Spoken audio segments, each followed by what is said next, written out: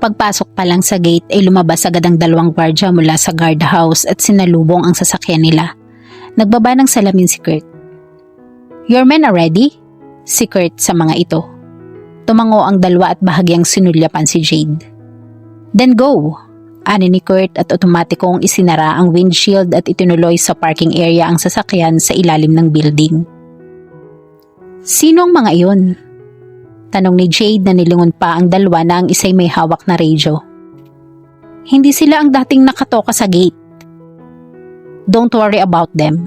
Binuksan ni Kurt ang kotse at lumabas at umikot sa kabila niya. Binuksan ang pinto at lumabas siya. "Jade!" Salubong ng sekretarya niya sa kanila. "May dalawang lalaki naghihintay sa'yo." Nilingan nito ang dalawang lalaking tao sa reception na tahimik na umiinom ng kape. Bago pa nakapagtanong ang dalaga ay tinanguan ni Kurt ang dalawang lalaki na agad namang tumayo. "Actually, Miss Arribas," si Kurt kay Myla, "hindi kami ang kailangan ng mga lalaking iyan kundi ikaw." "Ako?" Nilingon ni Myla ang dalawang lalaking nasa tabi na niya. Pero wala silang sinasabing, "They were waiting for my orders. You see? You're under arrest. And the usual you have the right to remain silent, etc. etc." Baliwalang sabi ni Kurt na tinanguang muli ang mga lalaki. Hinawakan ng mga ito si Myla. Nanlaki ang mga mata ng sekretarya. Pinaglipat-lipat ang tingin sa mga lalaking naroroon. "Kurt!" Si Jade na biglang naguluhan. "Tama ang hinala mo, Jade," wika nito. "May mga illegal deliveries na ginagawa sa foundry. Kasabuat niya ang foundry supervisor at nalaman kong bayaw niya ito. Kapatid ng asawa niyang namatay. Kasabuat din ang dating mga gwardya sa gate 2 at sila rin ang nasa likod ng kidnapping threats mo." Akmang tatakbo ang babae subalit nahawakan agad nito ang dalawang lalaki. Nagsisigaw at nagpumigla si Myla. "Bitiwan niyo ako! Hindi niyo magagawa ito. Sinungaling ang lalaking yan, Jade. Matagal na akong pinagkakatiwalaang empleyado ng daddy mo." 3 years, Myla, to be exact. Si Bernard na sumungaw mula sa hagdan. "Kasama na ng mga pulis ang bayaw mo, Myla. Mabubulok siya sa bilangguan for multiple murders, theft, attempted kidnapping and illegal possession of firearms. Kumanta ang isang kasama nyo na pinatay niya ang dalawang tauhan niya. Sinayang mo ang buhay mo at panahon na walang kakwenta-kwentang dahilan." Umiiling na dagdag ni Bernard. "Sana ipinakilala mo ang sarili mo. Kung hindi man kayo magkadugo ni Marco, kahit paano'y itinuturing kang pamangkin ni Julia." Nanlilisik ang mga mata ni Myla. Pilit na kumakawala sa pagkakahawak ng dalawang lalaki. Alam ni Marco at Julia yon. Sigaw ng babae. "Hindi ko yung pinagkaila sa kanila kaya naibigay sa akin ang trabahong ito. What hurt me most ay ang hindi nila pagkilala sa akin sa publiko at sa harap ng mga anak niya. At sa nag-aapoy ng mga matay binalingan nito si Jade." Napahawak sa braso ni Kurt ang dalaga sa galit na nasa mga mata ng babae. "And I hate your father, Jade. I hate him." "Anong ginawa sa'yo ng daddy, Myla?" Bahagyang nawala ang panlilisik ng mga mata nito. "I have learned to like him, you know." Pagkatapos ay muling tumingala kay Jade. "I offered myself freely. Payag na nga akong kept woman basta lang bahagi na niya ako ng pagtingin niya. Pero tinanggihan ako ng ama mo. Paulit-ulit niya akong tinanggihan na para bang may sakit akong nakakahawa." "Get her out of here," utos ni Bernard sa dalawang lalaki. Nagpipiglas pa rin si Myla. Nang nasa bungad na ng hagdan ng mga ito ay mabilis na lumapit si Jade. "My father didn't hate you, Myla. Hindi ka rin niya pinandidirihan." Banayad niyang sabi. "My father loved my mother so much na hindi niya magawang pagtaksilan ito. For Marco, Emerald is everything." "Maganda rin naman ako ah." Tila baliw nitong pahikbing sabi. "At bata pa kaysa mami mo." Tumango si Jade. Nasa mukha ang simpatya. "No doubt about that, Myla. Pero iisang babae lang ang mahal ng daddy. And please don't take it against him." Nasa hagdan na ito nang sumigaw. "I didn't mean to hurt you, Jade. I didn't mean to hurt anyone. Gusto ko lang pag nakuha kita'y mapapansin ako ni Marco. He will submit to my wishes. Si Bernard ang sumagot sa malamig at walang kapatawarang tinig. Siguro nga, Myla. Pero ang mga tauhan mong kinuhay mga kriminal, hayok sa laman at sa salapi, lalo na ang bayaw mo. Hindi mo rin sila makokontrol. Nanlalambot na pumasok sa opisina niya si Jade. Sumunod si Bernard. Si Kurt ay bumaba upang marahil ay kausapin ang mga lalaki. Sino siya, Uncle Bernard? Siya rin ba ang may kagagawa ng pagtatangka sa akin nung nakaraang bago ako pumunta ng Amerika? Umiling si Bernard. Iba ang mga yon. Dead liar though, hindi sila natakot na kuhanin ka sa karamihan.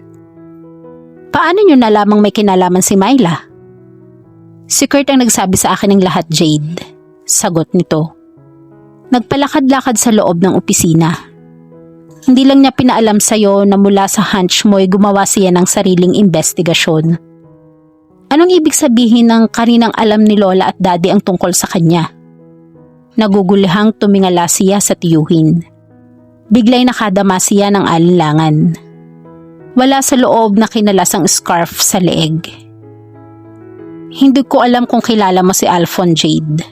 Isang buntong hininga ang pinakawala ni Bernard sa bahaging iyon. He was Tia Julia's second cousin. Kung tutuusin ay napakalayo na ng ugnayan, pero sa probinsya ay magkakamag-anak halos sa mga tao. Ang ina ni Myla ay isa sa mga babaeng pinagsamantalahan ni Alphon sa hasyenda. Nang makulong si Alphon ay nagpakilala ito kay Tia Julia. Hindi na nagtanong ang Tia Julia.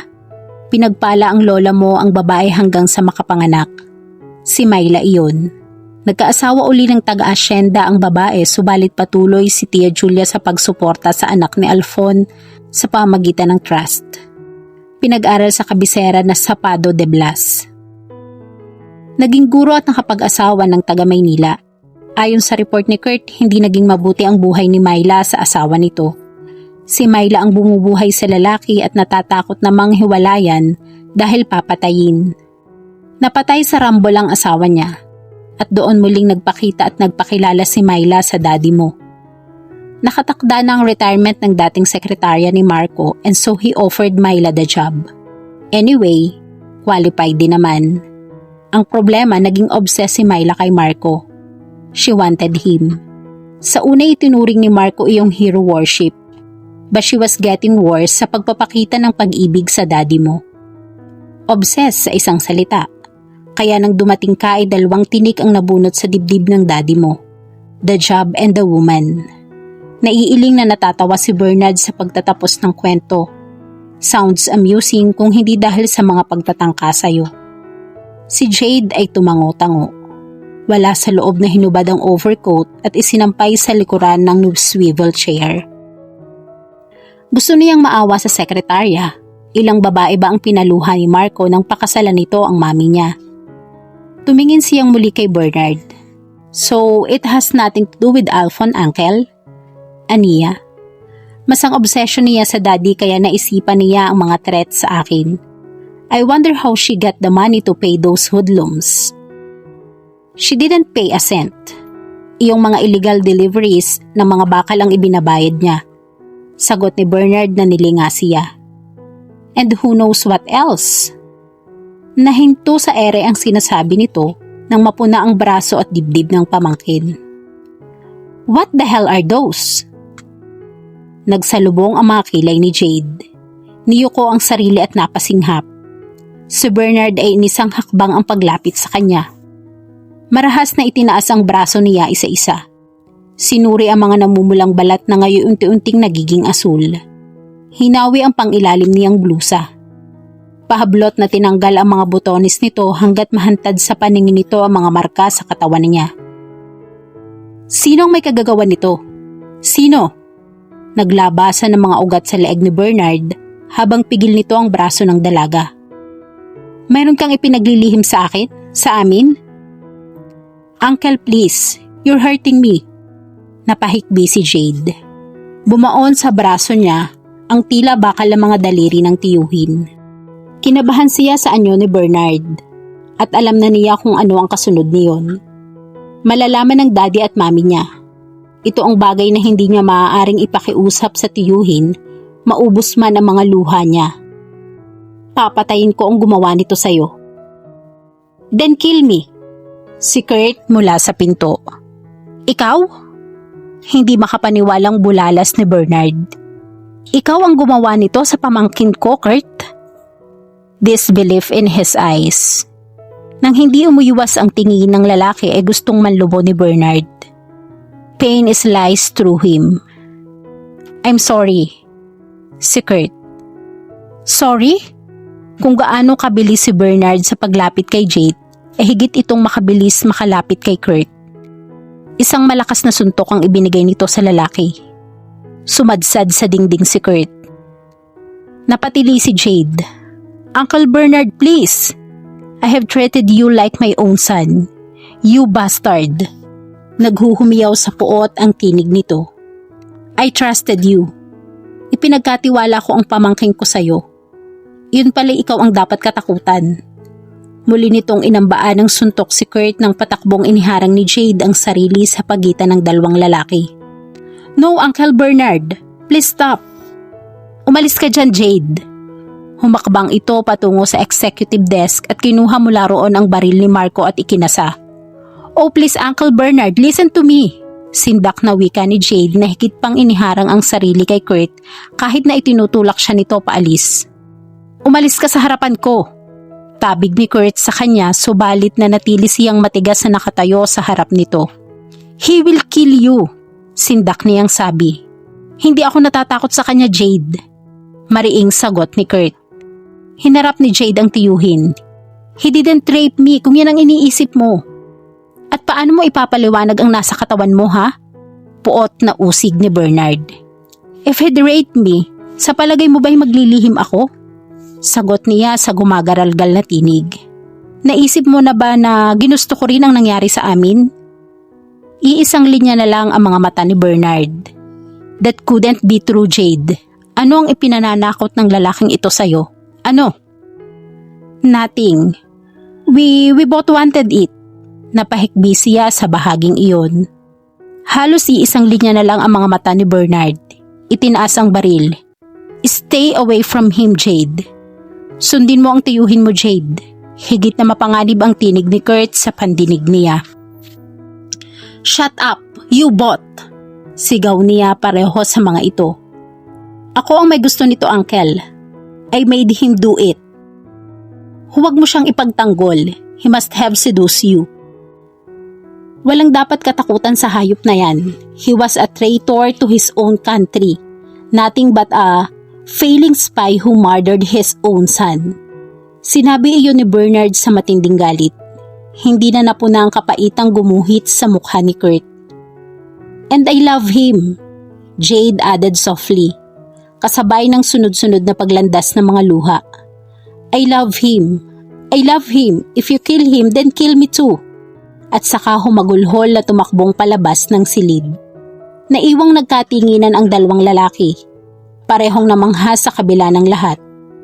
Na makabawi muling itinutok ni Bernard ang baril kay Kurt. Nagtatagis ang mga bagang. Ni hindi kumukurap si Kurt at sinasalubong ang nagbabagang tingin ni Bernard. Utang ng ama mo ang walang kasilbi-silbi niyang buhay sa akin, hayop ka. And if my money could have saved his life, I would have done so without any second thoughts. Pero ito pa ang iginanti mo sa akin? Pumailan lang ang isang putok. Bumalandra sa salaming dingding si Kurt. Pagkatapos ay sunod-sunod na putok pa ang maririnig. Kasabay niyon ay ang pagsabog ng salaming dingding sa tabi ni Kurt. Sa itaas sa rooftop ay naririnig ni Jade ang mga putok ng baril. Bawat putok ay tila sa kanya tumatama at nagdudulot iyon ng matinding sakit at takot. Tuloy-tuloy sa pag-agos sa mga luha niya. Ano itong ginawa niya? Was it wrong to fall in love? Had she fallen in love with the wrong man? Pinagagaan lang marahil ng matinong kaisipan ng mga pagpapasya. But the heart will always suffer in the end. And why don't we get the chance to choose kung sino ang dapat na mahalin? Hindi ba puso ang nagpapasya niyon?